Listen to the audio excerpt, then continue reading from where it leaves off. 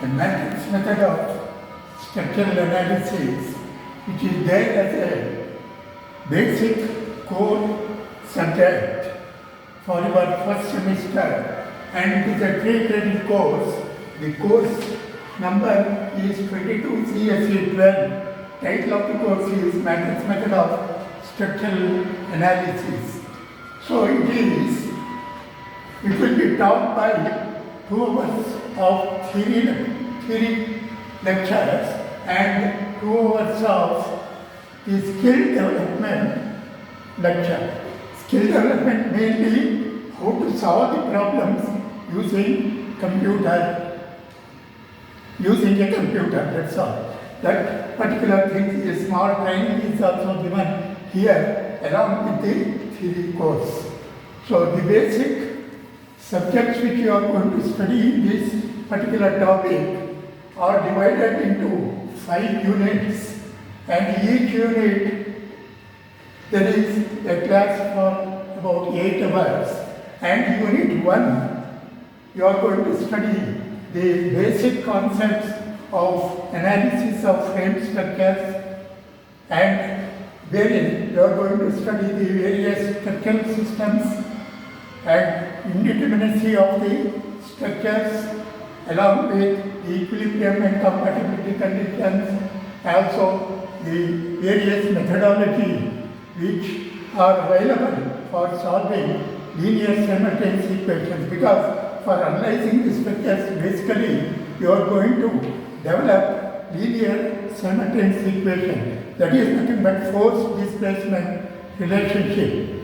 That is nothing but linear simultaneous equation. The problem you are going to transform into a set of linear simultaneous equations, and that you have to solve. And here basically 3 methods of solving linear simultaneous equation by numerical method, that is also included in this unit 1. Basically by Gaussian elimination method, Gauss-Seidel method, as well as Cholesky's decomposition method. So those are the topics which are there in this unit 1. And unit 2, of course, basically you are going to study the fundamentals of this matrix method of structural analysis, wherein you are going to study the basic concepts of flexibility and stiffness approach, along with the definition of local and global coordinate systems which we use for the analysis of structures, as well as the basic development of flexibility and stiffness matrices using the transformation matrix approach for various structural elements. Basically, you are going to study the structural systems which are mainly a frame structural systems, that is one-dimensional structural analysis only you are going to have, not other type of civil engineering structures like 2-dimensional structures as well as 3-dimensional structures. Only you are going to study one-dimensional frame structure analysis, that is mainly beams, plane trusses as well as rigid plane plates. So in this unit 3 and 4, you are going to study the methodology which we use for the analysis of beams, plane trusses and rigid frames, for which the global flexibility or stiffness matrix has been developed in unit 2. And lastly, in unit 5, you are going to study the direct stiffness method of again analyzing these frame structure. So these are the 5 units in which this particular subject is going to be taught to you in this particular semester. So let us straight away start with the unit 1. So here basically, in addition to theory class, you are going to have skill development class for about 2 hours per week, wherein we are basically you are giving training for basically analyzing these frame structures, mainly the continuous beams, plane trusses and rigid plane frame structures, how to analyze them using MATLAB application. That's what you are going to study in the current topic. That is an added thing that is beyond the syllabus. Your skill is going to be tested there in the lab. So let us start with the unit 1. Unit 1 deals with the type of structures which we are going to analyze. Here, as the name itself indicates, we are going to analyze structural structures, that is frame structures basically. So you should know what is meant by a framed structure. Then you should know what is meant by analysis. What is the structure you are analyzing and what is meant by analysis, what you are going to do in analysis, and what are the methods which we are going to use. All these three terms or words which are there in the syllabus that I am going to just explain for a while. So here, first, any civil engineering structure which we come across in day-to-day practice, you can classify them into three types of structures basically. One is line structure with structures composed of line elements. So that's the first classification of civil engineering structures.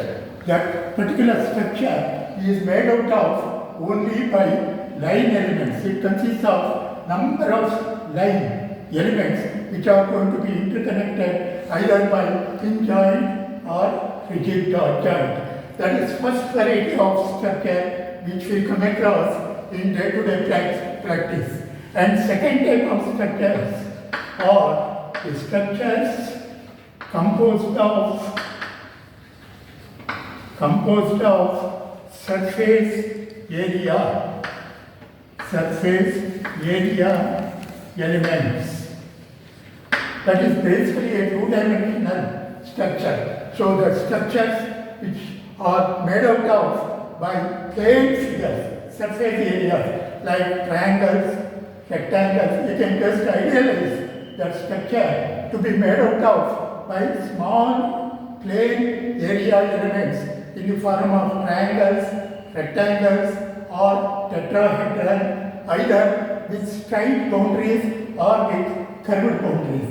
Here, the structure you can idealize them as only made out of by straight lines, either straight lines which may be straight in plan or elevation, or it may be curved. So, example of this kind of structures are your beams, either continuous beam or simply supported beam, whatever it is, or arches which may be either 2-hinged arch or 3-hinged arch or fixed, wherein the profile will be curved. Here also the profile is straight line. So the structure is made out of by only line elements which are straight or curved. So or it may be a truss type of structure like this, a truss structure like this, which is again made out of by only line elements. Or it may be a rigid plane frame, either single story or multi-story structures. These are all again made out of by only line elements. Or you can have, of course, you can have space type of structure like that. These are all called plane structures. This is space structures or space truss like chimneys or not chimneys, actually transmission towers. So like that. These are all the structures which are again made out of by only line elements. All these we call it as the framed structures, which are made out of by only 9 elements. And all these elements, they are interconnected either by pin joint or rigid joint. If it is connected by pin joints, then it is called as a truss type of structure. If it is connected by rigid joints like this, here they are all rigidly connected, it is called rigid type of structures. So all these are called frame structures or structures made out of by only line elements. Here, structures which are composed of surface area elements, examples of this kind of structures are your slabs, shells, plates, etc. So basically, they are made out of surface area elements. The surface areas, either it may be rectangle in shape, or square in shape, or triangle in shape, or it may be having straight boundaries or curved boundaries like this. So this kind of structure, we call it as the surface structures, which are made out of by two-dimensional elements. Basically, the third dimension is very small when compared to the two dimensions, the length and width of the elements out of which the structure is made out of are more when compared to the third dimension. Because any structure in space, it should be visible to your eyes. Visible to the eyes means it should be a body, and body means it should have volume. Right? Volume after all is nothing but product of 3 dimensions: length, width, and thickness. If one of the dimension, length, is very large when compared to other 2 dimensions, then that is called line element. If 2 of the dimensions are large when compared to third dimension, that is called surface area elements. If all 3 dimensions are equally comparable in the structure element, then we call it as the solid structures. Such structures, we call it as solid structures, which are made out of solid elements. Solid elements means your tetrahedron, hexahedron, like that. The structure, we can idealize them as made out of tetrahedron or hexahedron or brick type of elements. So that type of structures, we call it as the solid structures. So like that, any civil engineering structures which we come across in day-to-day practice, we can classify them basically into 3 varieties depending upon their geometry. It is called geometrical classification of civil engineering structure. Basically looking at the geometry, that is looking at its volume, length, width, thickness, and which is more, which are the dimensions more. Depending upon that, you can classify the structure as line structures made out of line elements, structure made out of surface area elements, structure made out of solid elements. So all other structures which doesn't fall in this category, you can call them as the solid structure of civil engineering. So I hope I made the things clear. So this is the basic forms in which the structure, civil engineering structures can be classified. So 1, frame structures or structures made out of only line elements. Examples of for that category are simple beams, continuous beams, arches, plane trusses, space trusses, rigid plane frames, rigid space frames, etc. Then structure which are made out of surface elements, for two-dimensional elements. So the structures which are made out of two-dimensional elements, example of this is your floor slabs or roof slabs, wherein you will find two of the dimensions large, that is length and width of this floor slab. It is large when compared to third dimension, that is thickness. So it has got a volume. Volume means product of three dimensions, length, width, thickness. Out of that three dimensions, two are large when compared to third. That is, we call it as surface area element. This particular entire slab, we can assume it to be made out of by small surface area elements, either in the form of triangles, rectangles, quadrilaterals, like that. You can idealize them. And all those small elements, they are going to be interconnected at the ends, only at finite points, that is at the corners, by what is known as nodes. And these points where they are going to be interconnected, they may be either pin type of joints or rigid type of joints. If it is pin type of joints, then we call it as the pin jointed structure. If it is rigid, interconnected, it is called as rigid jointed structures. Here, in one-dimensional structure also, I can classify them as pin jointed frame structure or rigid jointed structure. If the pin jointed structure, we can call them as trusses, or rigid jointed structures, we can call them as either beams or frames, rigid frame structures. Rigid frames and beams, they are rigidly connected structures, rigidly connected elements. They are made out of rigidly connected line elements, whereas trusses are made out of pin jointed line elements. So likewise, here also they may be either rigidly connected or pin connected one here also.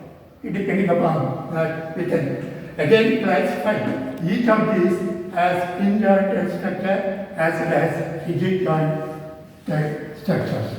Likewise, you can further classify them as plane structures, planar structures, or space structures.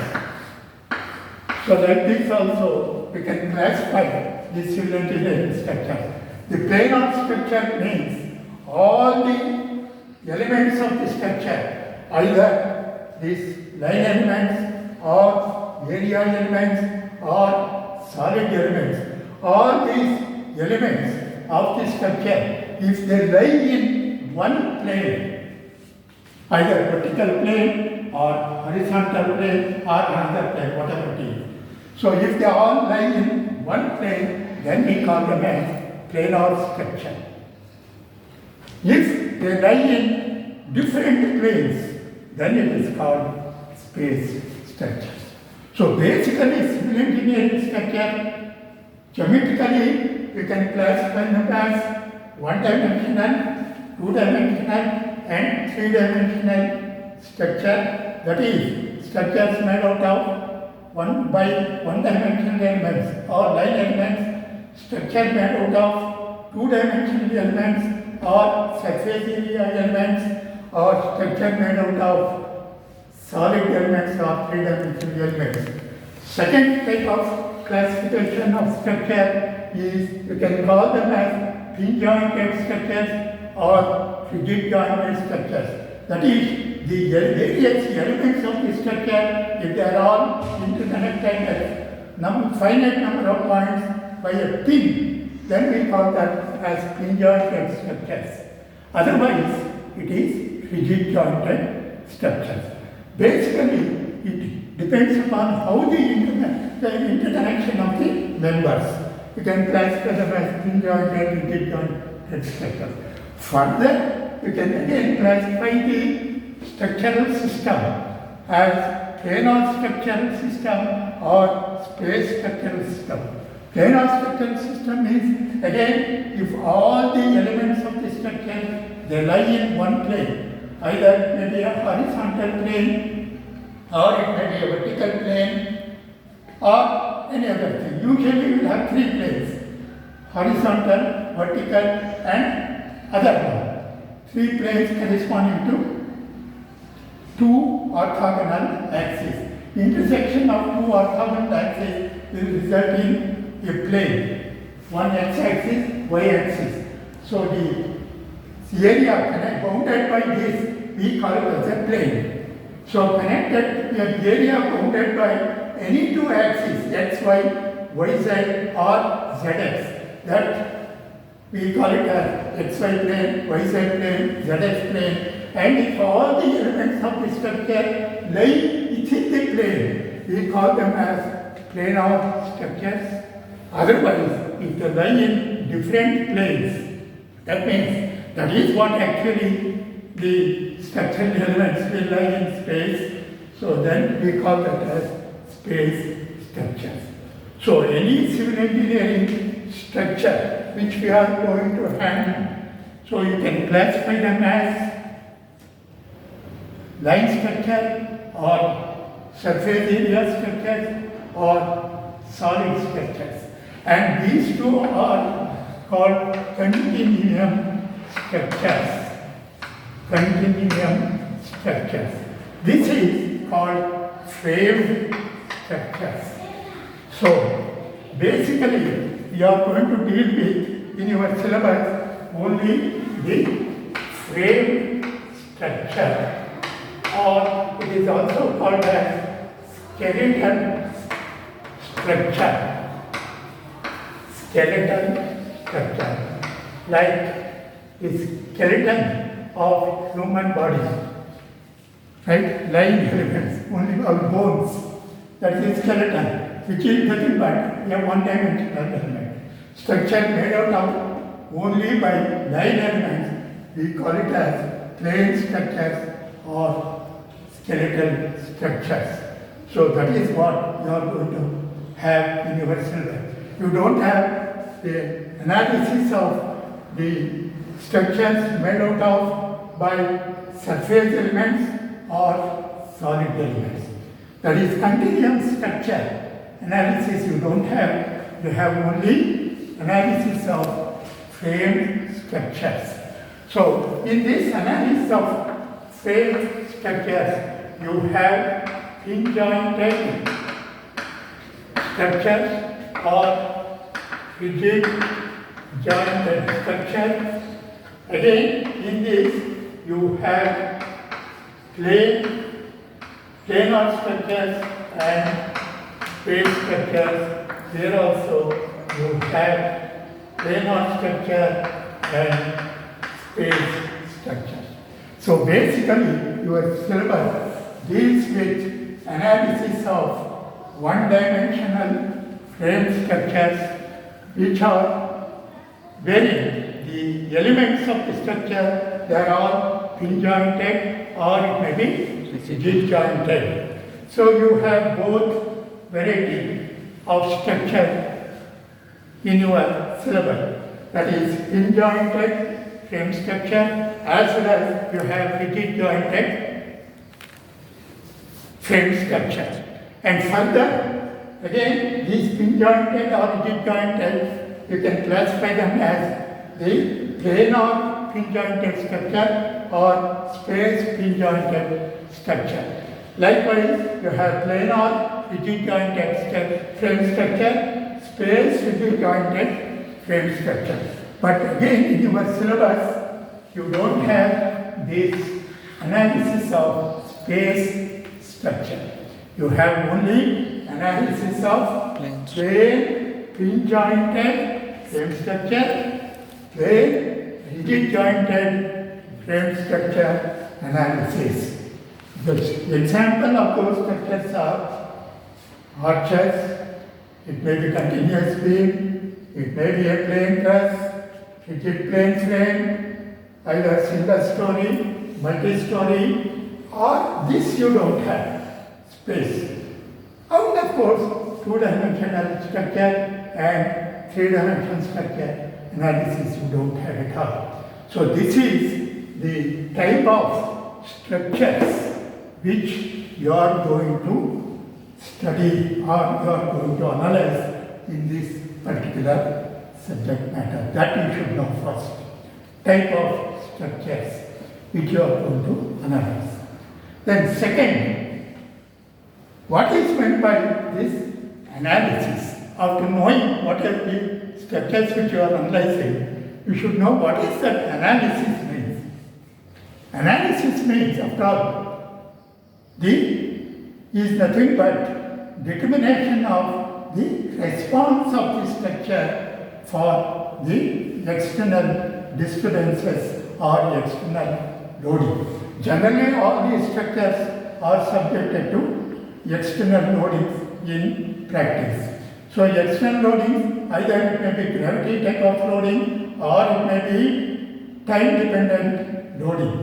Here again, you are going to study only gravity type of loading. There you are not studying in this particular topic the time-dependent loading. Time-dependent loading means what? The magnitude of that particular load, it varies with time. Example of that time-dependent load is wind load. That wind load, how it will act on the structure, it is not always constant. It varies with the season.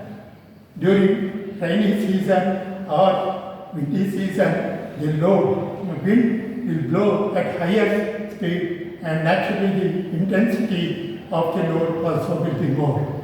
Likewise, your water wave load. If you construct a structure near sea, then that particular structure is subjected to waves of that particular water from the sea. And again, that wave load is not always constant, it varies with time. During full moon time, the velocity of that wave will be more. During lean period, it is less. Likewise, earthquake load. That is also, it is time dependent, it is not constant. We don't know when the earthquake load occurs. It is again time-dependent load. So all these loads which are time-dependent, which are not always constant, which are not always occurring during the existence of the structure, we call it as dynamic type of loading. And that we are going to study in a separate topic called dynamics of analysis of structures. Here we are going to deal with only the gravity load or static load, that load which are constant. So that is basically sulfate, dead loads and your live loads. Live load also we treat it as static load only, though we will assume the people who are occupying and causing the load, though that is also seems to be time dependent, we don't consider as a time dependent load or dynamic load, we take it as a static type of loading. So all these type of loading which will act on this type of air-framed structure which I told, I am very specific. I know what are the type of structure we are analyzing. We are analyzing only frame structures and the two plane frame structures may be pin jointed or rigid jointed, subjected to only gravity type of loading. So that type of loading, when they are subjected to, so you know by Newton's law, for every action there will be equal and opposite reaction, naturally. So these particular loads, when these structures are subjected to, these structural elements will not keep quiet, it will try to oppose that particular external load. So that type of, how they will oppose, because these external loads which are acting on the structure, they have to do the work. You know, the effect of force is to do work. Work means it should cause displacement. After all, work is nothing but product of force and displacement. So the effect of force is cause displacement, that is to do the work. When that displacement occurs in the structural elements or at the points where the structural elements are joined, so because of that displacements or variation in the length, area or volume, so it will try to oppose. That particular opposition response to this external load, we call it as internal force or internal stress. So that determination of that internal stress along with the displacements is nothing but analysis of the structure. So analysis means determination of the response of the structure to the given loading, and that response of the structure which will be in the form of displacements and development of internal stresses. So internal stress and displacements we have to determine. That is called analysis. This you have done in undergraduate level, various methods of determining the displacements and various methods of determining the internal forces, that is bending moment, shear force, torsion force, right? Or axial tension, axial compression, stress, all these. Only 5 varieties of internal response you can expect in day-to-day practice. Whenever structure, the load is acting on the structure, it will undergo deformation. It has to undergo deformation because it has to do the work. So that deformation you can expect in the 5 forms. One is axial deformation, that is one variety. Second variety, we call it as flexural deformation. Third variety, shear deformation. And fourth, torsional deformation, or combination of this. In this axial deformation, you have tensile and compressive. So, taking this as 2 different things, totally we have 5 types of deformation. Or combination of this. You cannot expect any other type of deformations. If you come across with any other type of deformation, well, let me know that. Right? Generally, the type of deformation which these external loads will cause on these structures or in particular structural elements are these 5 varieties. So it may result in the elongation of the structural elements.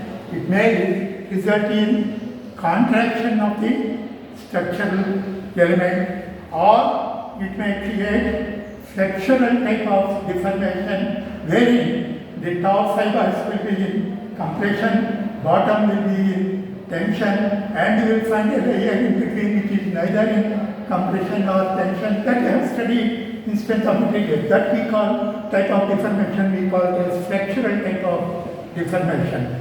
Then you have what is known as shear type of deformation, which is the rubbing type of deformation or frictional type of deformation between the adjacent layers or between the layers one below the other. That type of deformation, or it may be a torsional type of deformation, right? Which is a sort of this. A combination of this. Corresponding to these type of deformation, we have 5 types of internal stresses: tensile stress, compressive stress, flexural stress, shear stress, torsional stress, or a combination of these. All the 5 may be there: tension, compression, bending, shear, torsion. That's the worst case you can expect. All types of 5 type of internal resistance, it may be there in a structure. That is the internal resistance, deformation and resistance. Estimation of these is nothing but analysis. I hope I made the things clear. What is the structure? What type of civil engineering structure? What is that analysis? So that is this determination of deformations as well as the internal stress developed. That's all the subject matter by this matrix method. So you should know a matrix algebra. There are a set of prerequisites given in the syllabi for the studying this particular course. They are applied mechanics, strength of materials, basic structural analysis, and these numerical techniques. So all these things we have already studied. Numerical techniques, though pertaining to solution of simultaneous equation, we deal here. Only some basic areas which already we have studied, as well as matrix analysis. We have studied in mathematics and in undergraduate course, strength of materials, applied mechanics. That also we have studied basically, which deals with the formula or estimation of these internal stresses developed in strength of materials, tension, compression, flexure, torsion, shear, all these we have studied. So basically, that strength of materials it is called. So basically, in the structure, this 1, 2, 3 dimensional structure subjected load, which undergoes these 5 types of deformations and their resistance, internal resistance, that is called strength of material, which we use in the structure. That material, either it may be steel, it may be wood, it may be concrete, it may be aluminum, whatever it is, material. That strength of that particular material in resisting these 5 types of things, is the one. But that of course is altogether different thing that you have conducted that, you have found out its ultimate strength, you have found out its working strength, all those things. When it fails, when it doesn't fail, all those material properties you have already studied, that having those knowledge, so here we are going to estimate the value, and in design of the structures, you are going to place the appropriate geometry for that to withstand that particular structure without yielding. So all these things will go hand in hand, the material property, analysis and design. In material property, the strength we determine. That is in the lab. Next, in the analysis, we determine the magnitude of the internal stresses as well as deformation. In design, actually we provide sufficient geometry for the structure so that it will not fail the material. That is the design aspect. All this, knowing the material property or analysis and design, they are the basic knowledge one should have in this entire topic, matrix method of structural analysis. So that is another thing. What is meant by analysis? What are the type of structures studied? Next, in the unit 1, it says indeterminacy, static indeterminacy and kinematic indeterminacy. So as I told you, in the analysis of structures, so our main aim of analysis is first, we should not fail. Structure should develop internal stresses which are, there is some limitation. It can develop maximum stress to its capacity, its own capacity. So that stress it can develop, and beyond that, if the external load is more, it will yield or it will fail. Our main aim in the analysis is to see that structure doesn't fail. So we should provide sufficient geometry for the structure, that sufficient area or sufficient moment of inertia. We have to provide for that structural element so that it will create an internal stress which will be well within the permissible value. So that is the major thing. So how to design that or how to analyze it is, that is one point. that is in the case of design, we will take care of that. It is in our hand. That is a separate thing. But before that, in the analysis, what we have to do is, of course, what is geometry. That geometry, we will provide suitable geometry so that it will not fail. We provide sufficient area of cross section or moment of inertia that we assume it is safe to take care of that development of internal stress. Then second thing is, it should be in equilibrium. Equilibrium means stationary condition. So due to the application of the load, we should develop internal stresses so that it will balance the external load and the structure is stationary. On account of the load, structure should not deform too much. We should be well within the permissible limit, and all in more or less we should be in the stationary condition. There should not be any effect of external load on the structure adversely in the form of deformation. That means it should be in equilibrium condition. So we have to satisfy during the analysis the condition of statics. That is, it should be in stationary condition. Condition of equilibrium should be satisfied. That is why the syllabus says equilibrium conditions, compatibility conditions. So that should be perfectly satisfied during analysis. Now we have understood what is the type of structure we are analyzing, what is that analysis, what we will do. Then in the analysis, we have to satisfy what are known as three conditions. One is equilibrium condition, another compatibility condition, and boundary condition or support conditions, or it is also called as support condition. These are the three things we have to bear it in mind during analysis. During analysis, first thing is we have to see that structure is in stable condition or stationary condition or equilibrium condition.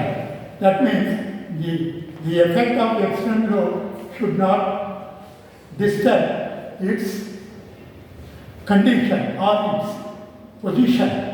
It should not yield. So that means equilibrium condition means it should satisfy the static equilibrium equations. So we have to apply equations of equilibrium which has to be satisfied if at all the structure or element has to be in stationary condition. That equilibrium condition is what? The net force acting on the structure has to be zero. So the net force acting on the structure, either it may be acting in any direction. So you have studied in your applied mechanics, the forces which are acting in all directions. For analysis purpose, we can always resolve them into three fundamental orthogonal coordinate directions. So you have to resolve in whatever the direction they are acting, the resolution of all those forces in any direction, you have to resolve them along three orthogonal directions. If it is a space structure. If it is a plane structure, you have to resolve them, all the forces along two fundamental directions. So work is a little bit reduced because you are dealing with only planar structures. I told you, you resolve all that forces along two directions. So either you can consider those forces which are acting, all forces which are acting along with the support reactions. That is structure as a whole with support reactions. So you can apply that conditions of equilibrium. That is sigma fx is equal to 0, sigma fy equals 0, and sigma mz equals 0. Only three equations.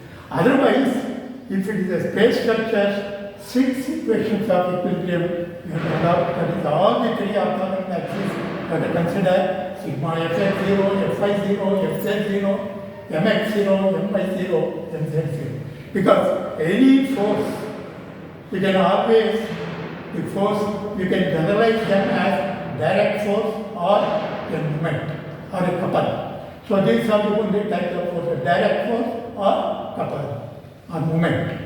So direct force always causes the axial flexion type of deformation shear, whereas the couple, it will cause flexion and torsion type of deformation and torsion type of stresses. That I told, that you should not forget. Response, that will be of that category. Naturally, the forces will be either direct type of forces or it may be of moment or couple type of forces, and naturally the effect of these forces for structures to be in equilibrium has to be zero, and the conditions of equilibrium for planar structures in particular are Fx0, Fy0 and sigma moment about z-axis.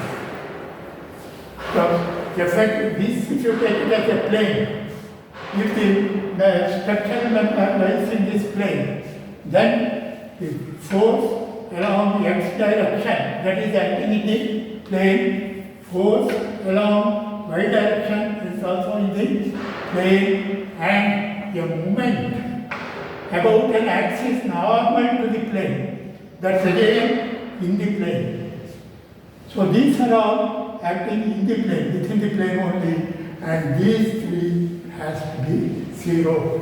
This we call as Fx, Fy and Mz, moment about this axis. This is x-axis, this is y-axis, this is z-axis. If you take the moment about z-axis, the moment about y-axis, moment about x-axis, they are out of the plane. That we don't consider.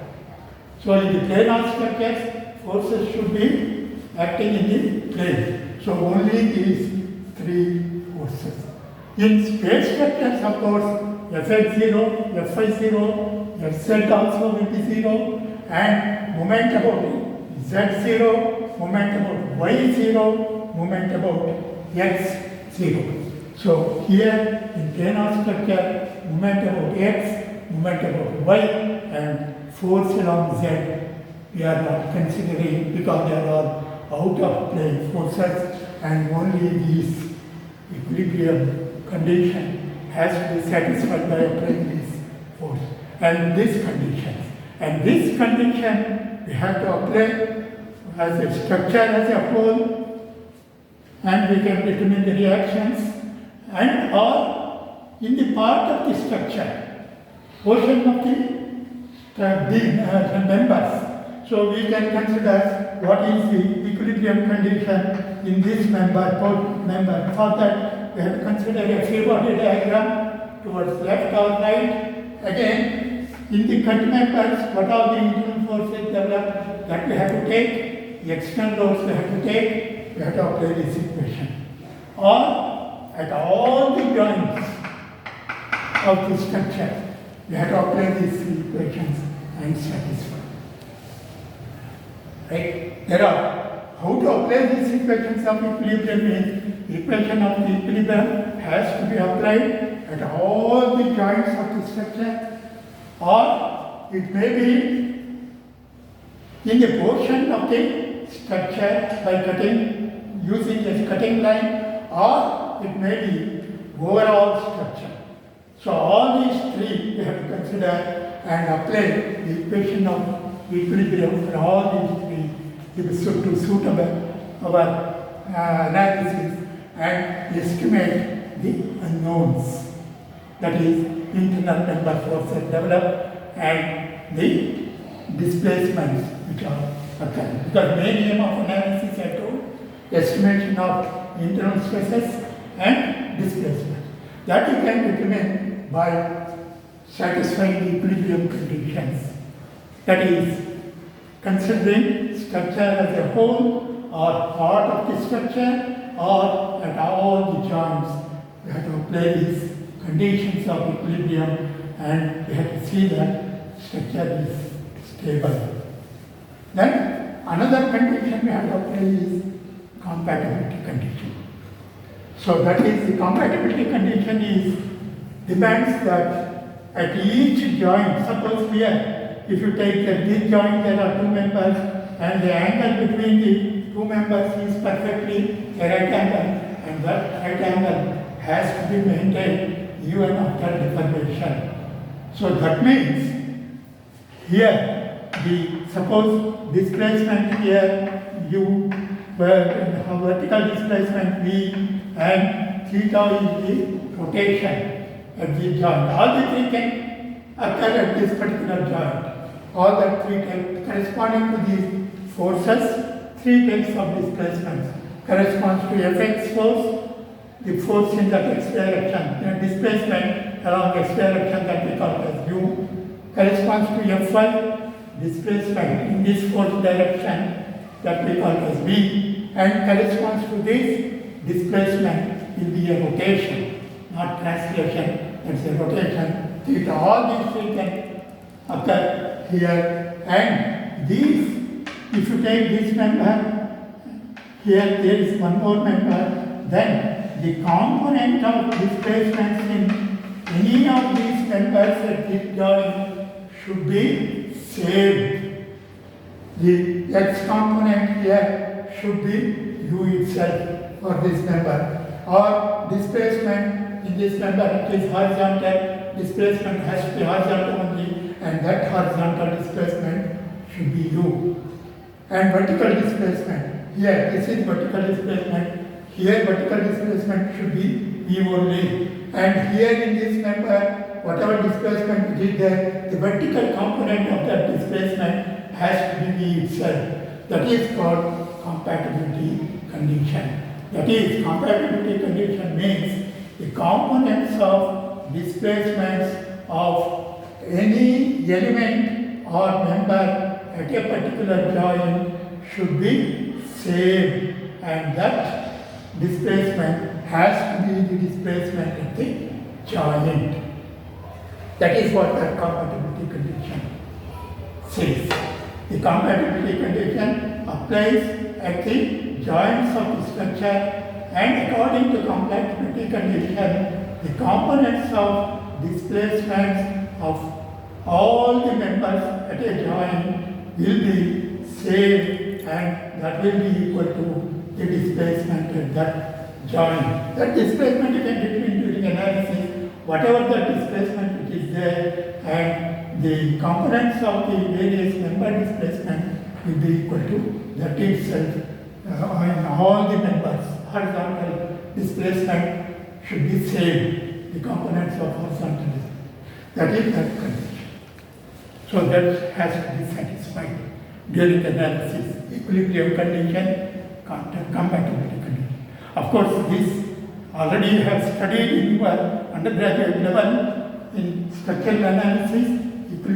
Equilibrium condition, compatibility condition also you have studied, and boundary condition is your support conditions. So each structure will have supports at the ends to transfer the loads to the soil underneath or below. Ultimately, all the loads which are coming at the top of the structural elements has to be taken down to the earth and leave it there. And when we have to do that, so the structure should be supported on that soil at some points, and they are called the boundary points. That's why it's called as boundary points. That's the end place structure is having supports. And that support conditions to be satisfied. The type of supports which we come across are these planar type of frame structures, or hinge type of support, or roller type of support, or fixed type of support, or simple knife edge type of support. So these are the type of supports which normally we provide for these frame planar structures. So here, this type of support, nitride support, this point is not allowed to move in the vertical direction. That's the boundary condition. It is not allowed to move in the vertical direction. So that means there must be a force which is holding that or which is preventing that vertical motion. So naturally here there must be a force that we call it as the reactive force or reaction at the support. This you have to determine by equilibrium conditions. And similarly at this type of supports, so at this point structure is not allowed to move horizontally or vertically. So since it is not allowed to move horizontally or vertically, there must be a force which is holding it in that position, and that force we call it as the reactions, horizontal and vertical reactions. Here, so at this particular point, structure is not allowed to move vertically, similar to the simple support. But it is allowed to move horizontally, but rotation is also allowed. So only vertical forces, vertical motion is not there, so only vertical force. So here at fixed support, so all three displacements corresponding to these forces are not there. So it is neither allowed to move horizontally, nor allowed to move vertically, nor allowed to rotate. So that type of support we call it as fixed type of support, and all three displacements are zero. So to prevent that displacement, there must be inherent force holding it. So at fixed support you have three reactions. This also you have already studied in applied mechanics, types of supports, types of reactions, and here I am repeating that the conditions, boundary conditions. So the boundary or the supports, the frame structures are provided this type of supports, and at that type of supports condition is here vertical displacement is zero, here horizontal vertical displacements are zero, here vertical displacement is zero, here all three types of displacements are zero. That's the boundary condition that you should know. Right? So boundary conditions, equilibrium conditions, and compatibility conditions.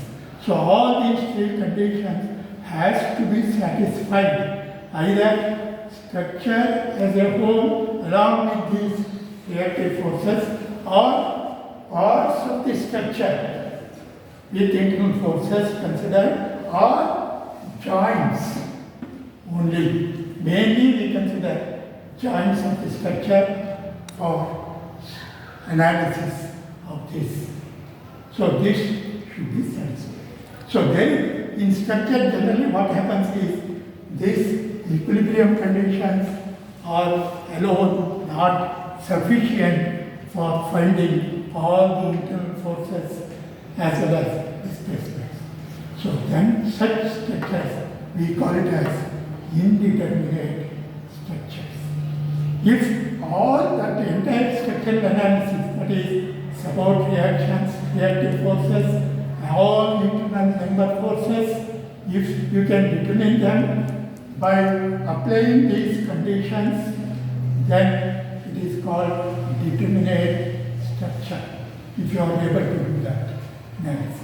If you cannot determine all the internal forces and displacements by these conditions alone, then it is called indeterminate structure. That is called indeterminacy. That again I have studied in undergraduate level. So only here I will just define what is determinate structure, what is indeterminate structure. Already I have defined a structure is said to be determinate. If that means analysis can be fully done. Analysis can be fully done means all internal member forces, element forces and displacements, if you are able to determine by just satisfying equilibrium condition, then we say that structural analysis as determinate structural analysis.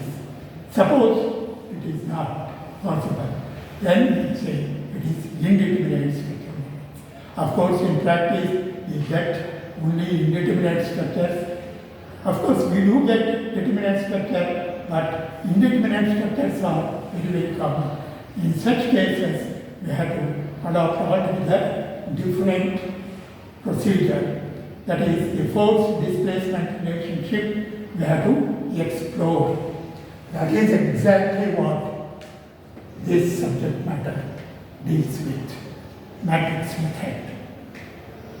Equilibrium condition, all these things are there. In addition to this, we develop a perfect relationship between the force and displacement. After all, that's the only thing. Action is force, that is load, right? Resulting is displacement. So, load is known quantity, displacement we have to determine. So, we have to establish a relationship between the force and displacement. That relationship is called flexibility and stiffness.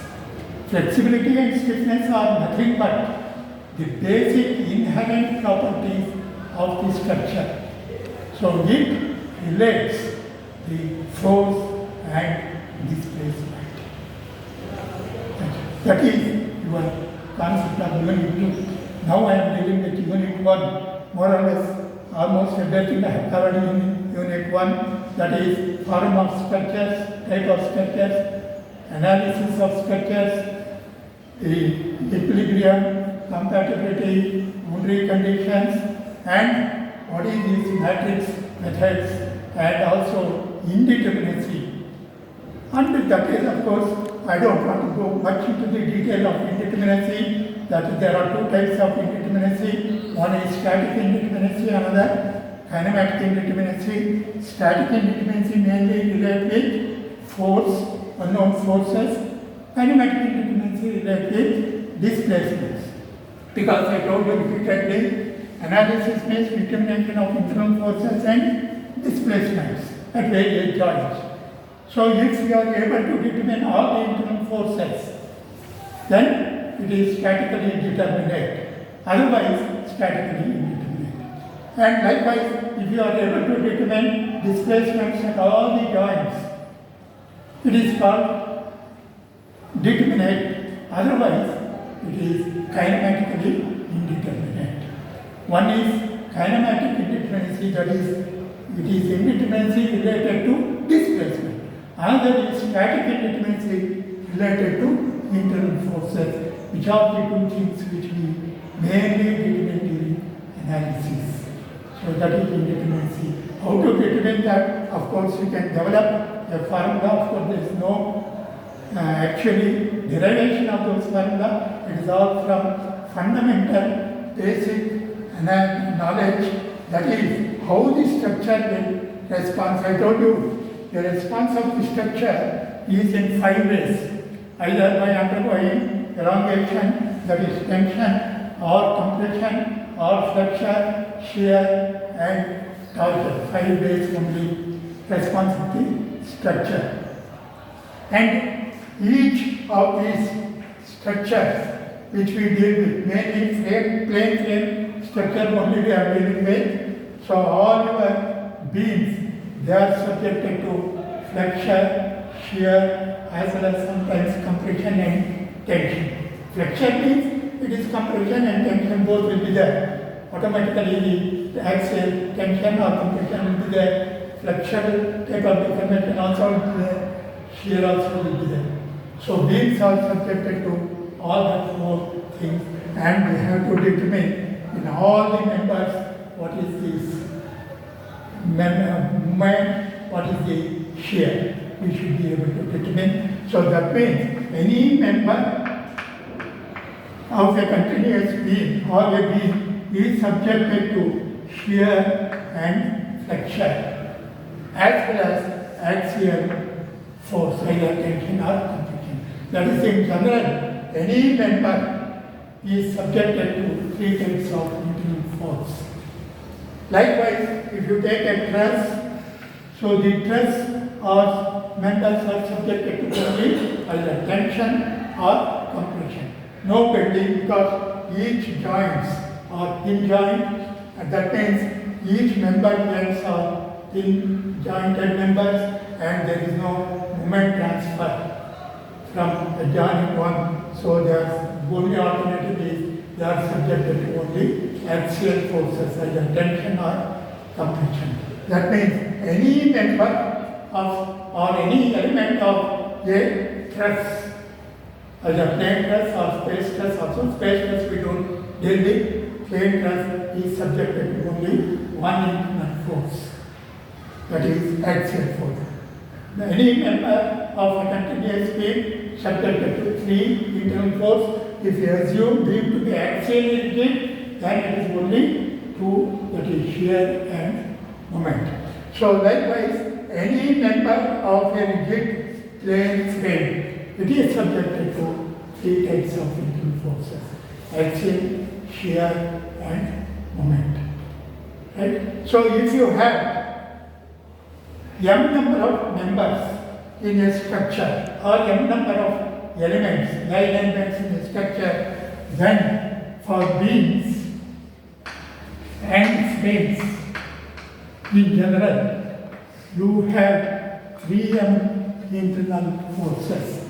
Because in beam I told you 3, in frame also I told you 3 internal forces in any member. If there are m number of members, elements, there will be 3 into m internal forces which we have to determine during analysis. In addition to this, we have to determine support reactions by considering structure as a whole. This we have to determine by considering either a section or equilibrium condition at a joint.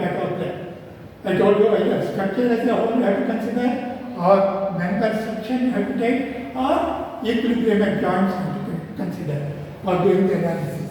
So by doing that condition analysis, so there will be 3m internal forces in the structure, and if there are total number of R support reactions, R will be the total number of support reactions. Here 1, 2, 3, 4 supports are there, all are fixed supports. At fixed support you have 3 reactions to be determined. 3 into 4, 12 is your value of R. Likewise, here there are 3 reactions here 1, 1, 5, like that, R. So R is the total number of support reactions. So 3m plus R is the total unknown forces to be determined during analysis. That is 3m internal forces or external support reactions. For determining these unknown forces and reactions, you have 3 equations of equilibrium which you are applying at all the joints.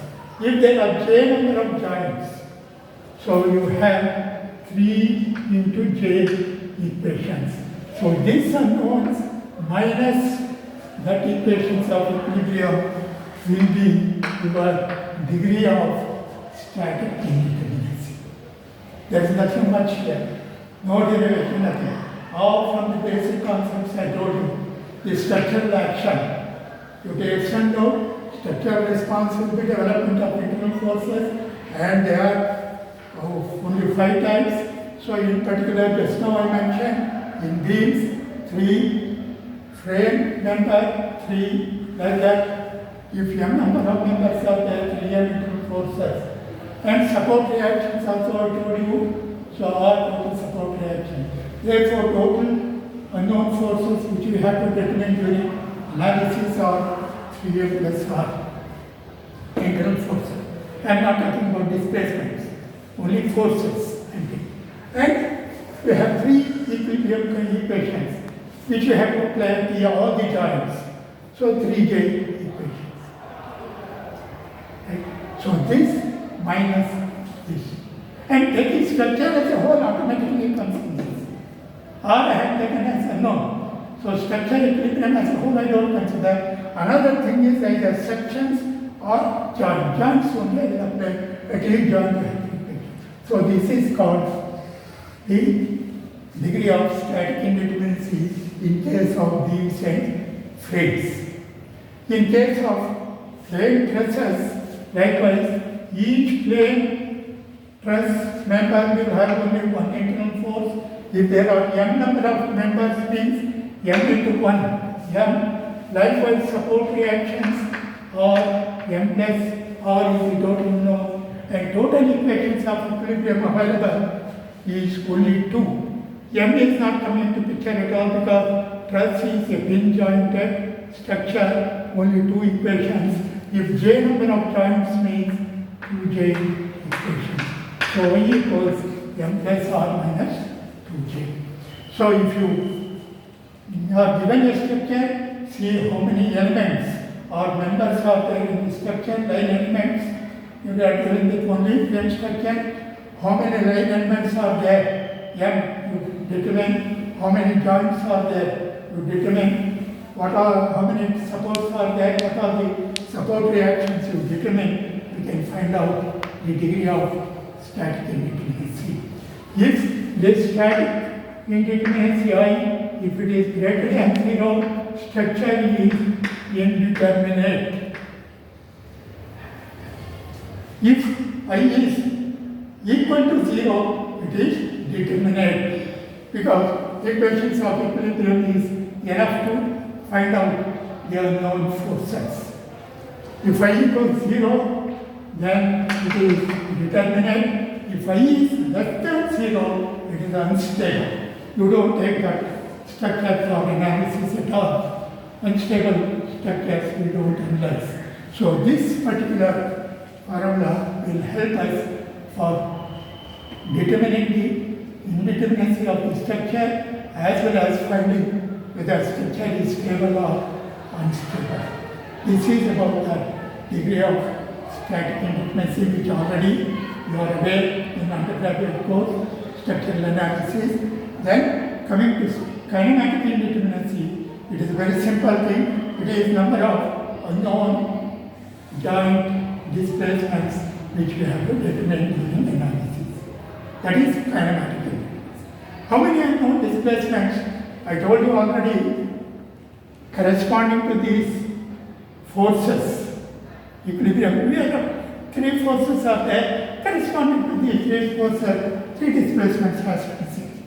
Because force only will cause displacement. So that means you have at any joint horizontal displacement, vertical displacement, and a rotation. So horizontal vertical displacements we call it as deflections, rotation we call it as slope and deflection.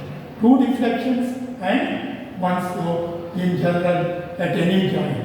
If there are j number of joints, there will be 3j displacements in beams and frames. 3j displacement. At support reactions, no displacement. I told you, boundary condition. Here, support is there, no displacement. Here, no displacement. So, likewise, R is the total support reaction. That means R is displacements are not occurring.